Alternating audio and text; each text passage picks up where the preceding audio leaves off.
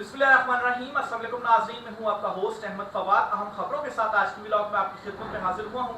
सबसे पहली बड़ी ब्रेकिंग न्यूज़ तो ये है कि पाकिस्तान ने ईरान को रास्ता फराहम कर दिया है कि अगर वो किसी तीसरे मुल्क से तिजारत करना चाहता है ना, तो पाकिस्तान के जरिए वो कर सकता है और ये बाकायदा तौर पर इम्प्लीमेंट भी हो चुका है। अब नाज़रीन, इसमें खबर या कैच ये है कि एक तरफ अमेरिका माशी पाबंदियां लगा रहा है और रास्ता जो समुद्री रास्ता उस पर नाकाबंदी करके बैठा ताकि ईरान को माशी तौर पर तबाह किया जाए और उसे टेबल पर बिठाकर अपनी शराइत मंजूर करवाई जाए। ऐसे टाइम पर एक अल्टरनेट पाकिस्तान ईरान को फ्राहम करना कि यहाँ से आप तिजारत जो है वो कर सकते हैं। ये बड़ा कुछ पाकिस्तान ने हैरत अंगेज फैसला कर लिया। क्या कोई पॉलिसी शिफ्ट हो गया है बहुत बड़ा? क्योंकि जाहिर सी बात है, ये अमेरिका को कैसे पसंद आ सकेगा ये फैसला कि एक तरफ वो तो ईरान को झुकाना चाह रहा है और दूसरी तरफ पाकिस्तान ईरान का साथ दे रहा है और वो अल्टरनेट उसको फराहम कर रहा है। इस पर कुछ तफसीलात एक्सक्लूसिवली हम चीजें आपसे शेयर करूंगा। दूसरी तरफ नाजरीन है, ट्रंप का जो बोरिया बिस्तर है ना, वो बहुत जल्द गोल होने जा रहा है और इसकी रीजन ये है कि जो अपर हाउस है अमेरिकी पार्लियामेंट में, अपर हाउस में ट्रंप के अगेंस्ट बगावत फूट पड़ी है और इसके अलावा दो बड़े इत्तेहादी उन्होंने आज ऐलान कर दिया है ट्रंप से अलहदगी का। कुछ अहम तीन तफसीलात आपसे शेयर करूंगा जी। फिर आपको ये खबर भी दूंगा कि ट्रंप के पास इस जंग से निकलने का अब कोई रास्ता नहीं रहा है। क्या हजीमत बर्दाश्त करना पड़ेगी अब ट्रंप को? और अब क्या अमेरिका का सुपर पावर का जो स्टेटस है उससे छीनने जा रहा है, क्योंकि उसके पास ना कोई रास्ता है इस जंग से निकलने का और ना ही वो इसको कंटिन्यू रख पा रहा है। तो फिर हल क्या होगा? क्या देना पड़ेगा अमेरिका को जिसके बदले में उसको यहाँ से रास्ता मिलेगा? इसमें कुछ आमतौर तफसीलात है वो भी आपसे शेयर करूंगा। पहली बड़ी ब्रेकिंग न्यूज जी पाकिस्तान के हवाले से आपसे शेयर करता हूँ जी।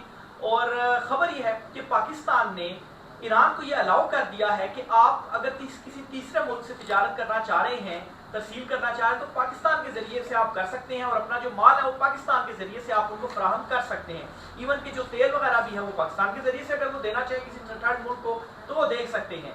यानी कि ईरान को जो मसला हो रहा था, जो समुद्री रास्ता था जहां से अमेरिका ने नाकाबंदी की हुई है, वो वहां पर जाहिर सी बात है बहुत सारे जहाज तो ईरान जो है वो भेज रहा है, लेकिन उसके लिए भी तो उसको अपनी नेवी यूज करनी पड़ती है ना। तो जहां पर 100 थे तो उसकी जगह पर 50 या 30 हो गए हैं, तो सुस्त तो हो गई है ना रफ्तार। तो पाकिस्तान ने एक बड़ी जो मदद है वो ईरान को फराहम कर दी है। अब नाज़रीन, यहाँ पर सवाल ये है कि आया ये अमेरिका को पसंद आएगा? क्योंकि अमेरिका तो ये पाबंदियां इसलिए लगा रहा है ताकि उनका नाका बंद किया जाए, उनकी माशत को तबाह किया जाए, ताकि वो टेबल पर बैठे और हमारी जो शरायत है वो माने। तो अमेरिका को फिर ये कैसे पसंद आएगा कि हमारा इसका जो तोड़ है वो पाकिस्तान फराहम कर रहा है और इसके जरिए से पाकिस्तान जो के जरिए से जो ईरान है वो अपनी तिजारत को कंटिन्यू रख पाएगा। तो मतलब है कि इसको आप ये भी कह सकते हैं बड़ा जरूरतमंदाना फैसला भी पाकिस्तान की जानिब से करार दिया जा सकता है कि और फिर साथ में आप देखेंगे पाकिस्तान और अमेरिका के ताल्लुकात और फिर पाकिस्तान और ईरान के भी तो जाहिर सी बात है ताल्लुकात हैं। और अगर ये कदम उठा लिया पाकिस्तान ने, जाहिर सी बात है पाकिस्तान ने अपने मफाद और चीजें देखनी है, तो क्या अब वो फैसला भी बहुत करीब है जिसके बाद हम ईरान से गैस और जो तेल है वो भी खरीदना शुरू कर देंगे, क्योंकि उसके ऊपर तो अभी सैंक्शंस है ना। तो अगर हम ये काम कर सकते हैं तो फिर उसके बाद ईरान से हम गैस जो पाइपलाइन उन्होंने तो बिछाई हुई है, यहाँ पर अगर गैस आती है तो मसला ही हल हो जाएगा। गैस का और ऑयल जो है वो भी हम बरह रास्त ईरान से लेना शुरू कर देंगे। तो अब क्या अब पाकिस्तान इस तरफ जो है वो जाने लग पड़ा है? इसका थोड़ा सा जो जायजा है ना वो लेते हैं। ऐसा क्यों हुआ है? क्या कोई बहुत बड़ी पॉलिसी शिफ्ट पाकिस्तान की तरफ से हो चुकी है? मैं ये समझता हूँ कि सऊदीया और कतर चूंकि जो गालियां या कुछ नाजेबा अल्फाज इस्तेमाल किए गए थे ना अमेरिकी सदर ट्रंप की जानिब से मोहम्मद बिन सलमान के हवाले से, वो उनको बिल्कुल पसंद नहीं आए और उन्होंने उसके बाद कट ऑफ किया है। सऊदीया कट ऑफ हुआ है, अमेरिका से उनसे असला नहीं खरीद रहा।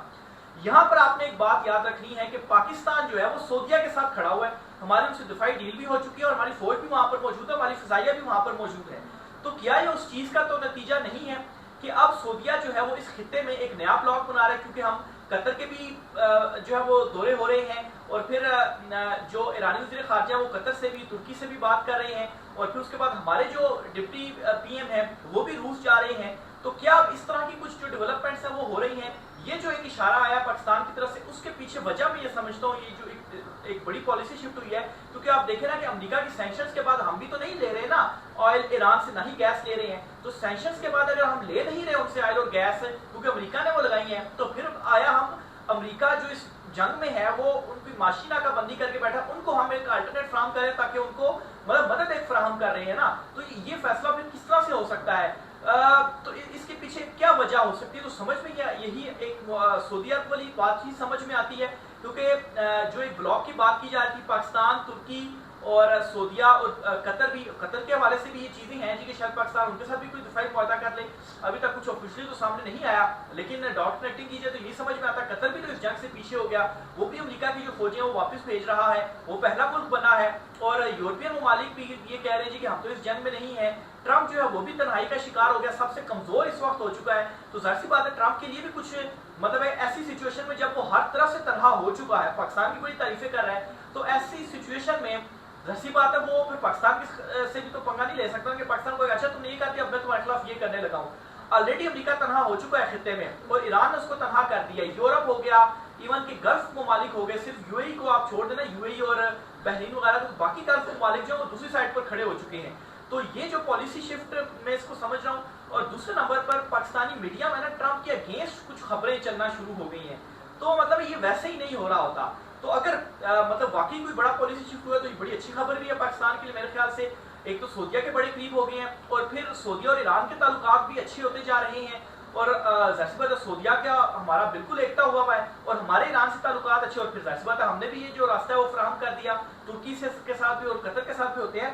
तो अगर अपने मुफाद की बात कीजिए तो हमारे लिए तो ये बड़ा अच्छा है कि अगर अभी ये स्टेप ले लिया गया है तो फिर हम उस तरफ भी, उस फैसले की तरफ भी बढ़ेंगे जिसमें हम गैस और ऑयल भी लेंगे ईरान से। और अगर हम ऐसा करते हैं तो हमें हमारी जो ऑयल की कीमतें वो कम होंगी। 393 रुपए लीटर प्राइसेस हैं, कब तक अफोर्ड कर पाएंगी अब आप? नहीं अफोर्ड कर सकते हैं आप। और इसी तरह से गैस की लोड शेडिंग आप देख लें, तो ये दोनों चीजें अगर हम ईरान से लेना शुरू कर देते हैं, उस तरफ बढ़ जाते हैं, तो पाकिस्तान के लिए गेम चेंजर साबित हो सकते हैं। फिर इसके अलावा जो पोर्ट्स हैं, हमारी ग्वादर पोर्ट है, कराची की पोर्ट है, वहां पर जो इन्वेस्टमेंट्स हो रही हैं और यूएई उससे काफी ज्यादा वो है जी कि ये कि हमारा मतलब है कि इनके पास तो कुदरती पोर्ट है, तो ये हमारे मुकाबिल आ जाएंगे। हमारे तरफ से तो वैसी दुनिया बदल होती जा रही है, निकलते जा रहे हैं ये लोग। तो मैं तो इसको इस तराजू में देख रहा हूँ और ये बहुत बड़ी डेवलपमेंट है। हालांकि पाकिस्तानी मीडिया में इस डेवलपमेंट को कुछ ज्यादा हाईलाइट नहीं किया गया, इवन कि जहां जहां पर ये खबरें भी लगी, बड़ी छोटी सी एक सुर्खी सी लगा दी गई है, इसको कोई बिग हेडलाइन के तौर पर नहीं बताया गया। तो शायद इसलिए भी नहीं बताया गया कि ज्यादा इस बात को ना वो किया जाए, लेकिन मैं समझता हूँ कि ये बहुत बड़ी डेवलपमेंट है जो कि हुई है। दूसरी इंपॉर्टेंट खबर यह है जी कि ट्रंप जो है वो अब अपने मुल्क में भी तनहा होता जा रहा है। खबर यह है जी कि अपर हाउस, ये सेनेटर हैं जी क्रिस मर्फी, इन्होंने एक स्टेटमेंट दी और उन्होंने ये कहा है कि दो लोग, एक तो कुशनर और विटकॉफ, इन दोनों को मुकर्रर किया गया था मुज़ाकरात के लिए। इन दोनों के पास कोई सफारती ना ही तजर्बा, इन दोनों के ऊपर तनकीद हो रही है, ट्रंप के ऊपर तनकीद हो रही है, किन लोगों को तुमने मुज़ाकरात के लिए जो है वो तुमने भेजा। और फिर वो ये भी कह रहे हैं कि इनके तो अपने माली मफादात जुड़े हुए हैं, इन्होंने क्या मुज़ाकरात करने हैं न्यूट्रल रहकर, ये तो अपने माली मफादात को देखेंगे, खित्ते में माली मफादात को जो है वो देखेंगे। तो ये तनकीद जो वो कौन कर रहा है, ये सेनेटर क्रिस मर्फी हैं, वो ये कर रहे हैं और वो ये भी बता रहे हैं कि ट्रंप सूरत हाल को तबाही की तरफ ले जा रहा है। तो ट्रंप के अंदर, पार्लियामेंट के अंदर ये सेनेटर क्रिस मर्फी है, वो ये गुफ्तगू करना शुरू हो चुके हैं, उनके अंदर से अब लावा फटना शुरू हो गया, जो कि ट्रंप के लिए एक मरतबा फिर से एक बुरी खबर है। ये जहां पर वो खित्ते में तनहा होता जा रहा है, वो इंटरनली भी इख्तलाफात के शिकार होते हुए मजीद तन्हाई की तरफ जा रहा है। और फिर नाज़रीन, दो इंपॉर्टेंट इत्तेहादी ट्रंप के, जिनमें या अमेरिका के, जिनमें जी पहला इत्तेहादी बरतानिया हो गया और दूसरा इत्तेहादी हो गया इटली, इन दोनों ने आज ताज़ा स्टेटमेंट्स दी हैं। पहले तो बरतानवी वज़ीर-ए-आज़म ये स्टेटमेंट देते हैं कि हम अपने मुल्क तक जंग नहीं लाएंगे, हम जो इराक वाला मामला था उससे भी हमें सबक सीख लेना चाहिए था। यानी कि वो सिर्फ ये नहीं कह रहे कि हमें अभी नहीं आना चाहिए था, वो ये कह रहे हैं कि माजी में भी हमें अमेरिका के साथ खड़ा नहीं होना चाहिए था, लेकिन माजी में आप खड़े क्यों हुए अमेरिका में के साथ और अब आप क्यों नहीं खड़े हुए। ये ईरान ने जो बयानिए की जंग थी ना, ईरान इस बयानिए की जंग में भी जीता है। सिर्फ ये नहीं कि आपने जो हमले किए, फिजाई हमले किए, उसमें ईरान ने आपको शिकस्त दी, माशी तौर पर या दीगर सैंक्शंस आपने लगाई, उस पर भी ईरान ने आपको शिकस्त दी। जो बयानिए की जंग थी ना, इस बयानिए की जंग में भी ईरान ने शिकस्त दी है अमेरिका को। और इसकी सबसे बड़ी मिसाल ये है कि वो यूरोपियन ममालिक जो बिल्कुल अमेरिका के बड़े करीबी इत्तेहादी थे, वो ये बात कर रहे हैं जी कि हमने सिर्फ ईरान अब तो हम आएंगे ही नहीं ना। हमने जो माजी में भी हमने अमेरिका का साथ दिया था, वहां पर भी हमें अमेरिका का जो साथ था वो नहीं देना चाहिए था। तो ये भी एक बहुत बड़ी डेवलपमेंट है। मैं ये समझता हूँ कि ट्रंप को मुंतखब करना सदर, उसकी अवाम ने बड़ी गलती कर दी, क्योंकि वो ना सिर्फ ट्रंप मतलब है कि अमेरिका को तनहा करता जा रहा, बल्कि अगर खलीजी ममालिक और ये ब्लॉक्स बनते हैं और नेटो वगैरह वो उनसे अलग होते तो फिर क्या होगा, अमेरिका को खित्ते से अपनी जो फौजी हैं वो भी हटाना पड़ेगी, और उसके नतीजे में क्या होगा, इस खित्ते में असर रसूख खत्म हो जाएगा अमेरिका का। और जाहिर सी बात है, दूसरी तरफ ऊपर कौन उठ रहा है, एक चीन उठ रहा है और दूसरा रूस उठ रहा है, और फिर तीसरी पावर तो आ गई है, ईरान आ गई है, और फिर उसके बाद आप गल्फ ममालिक देखें, सऊदीया को देख लें, कतर को देखें, इवन के पाकिस्तान जो है, पाकिस्तान के वाले तो वैसे ही तारीफें कर रहा है ना ईरान। तो ये एक नया जो यहाँ पर सिलसिला है ना वो शुरू हो रहा है। तो ये भी एक बुरी खबर है ट्रंप के लिए कि वो तो फिर महदूद ही कर देगा अमेरिका को, उसने सबसे जो ताल्लुकात हैं वो बिगाड़ लिए हैं, और ये ताल्लुकात बिगाड़ने के बाद अमेरिका को मिला के, ट्रंप को मिला के कुछ भी नहीं मिला, उल्टा नुकसान करके गया। जो उसने बर्बादी की पैसों की, यहाँ पर आके अमेरिकी अवाम के टैक्स के पैसों का जो उसने ज़िया किया, फौजें उतारी, वो भी वापस उसको जानी पड़ेंगी। गल्फ मालिक से अलहदा उसने जो है वो जो अपने ताल्लुकात है वो खराब किए, और इससे क्या होना था, दरअसल बात है सबसे ज्यादा इन्वेस्टमेंट जो थी वो गल्फ ममालिक की, जो वहां पर पैसे पड़े तो वो वहां से आप निकालना लग पड़ेंगे। खासतौर पर जो सऊदीया है, जो आप डिफेंड नहीं कर पाए ना, प्रोटेक्ट नहीं कर पाए गल्फ ममालिक को, उनको भी अब इस बात का एहसास हो चुका है कि नहीं, अमेरिका की तो हमें जरूरत नहीं है। उन्होंने क्यों बेसिस दी हुई थी कि अमेरिका यहाँ पर बैठेगा तो वो प्रोटेक्ट करेगा, लेकिन ईरान जंग में हमने देख लिया कि प्रोटेक्ट नहीं कर पाया। सऊदीया तो बिल्कुल शुरू से ही पीछे हो गया ना इनसे। तो यूएई वगैरह को भी हुआ तो है, इवन के कतर को देखे बाद में सास और बाद में वो अमेरिकी जो फौज वगैरह उनको यहाँ से वापस जो है वो भेज रहे हैं। तो ये एक दूसरी बड़ी वो है बुरी खबर है ट्रंप के लिए कि अपने ही इत्तेहादी उसको छोड़कर जा रहे हैं, और वो खित्ते में भी और इंटरनली भी तन्हाई का जो शिकार है ना वो होता जा रहा है।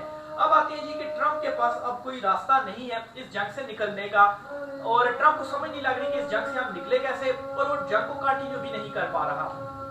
कैसे जी, निकल कैसे नहीं पा रहा? अगर वो इस जंग से निकलता है बगैर कोई बड़ी सियासी जीत हासिल किए तो क्या होगा? अपने मुल्क में जाकर वो क्या बयानियां बनाएगा? वो तो ये कहता था ना कि मैं माजी के जितने भी सदूर आए हैं उनके मुकाबले में सबसे अच्छी डील करूंगा ईरान से, और मैं तो कब्जा करूंगा और ये करूंगा और वो करूंगा, लेकिन ऐसा तो कुछ भी नहीं हुआ। उसके बरक्स ही जो चीजें हैं वो होती नहीं है।